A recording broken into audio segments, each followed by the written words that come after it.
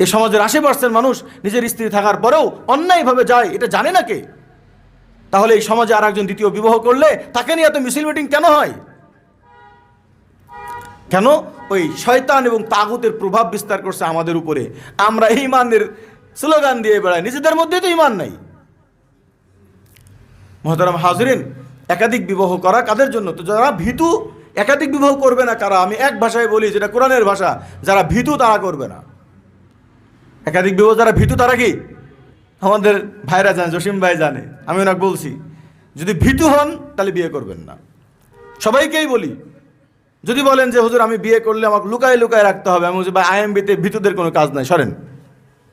যে বুক ফুলায় বলতে পারবে যেটা আমার নবীর সুন্নাহ, একাধিক বিবাহ করা জায়েজ, আমি একজন বিধবার দায়িত্ব নিব, স্ত্রীরা বলবে আমার স্বামী 4টা বিবাহ করবে, কোনো আপত্তি নাই।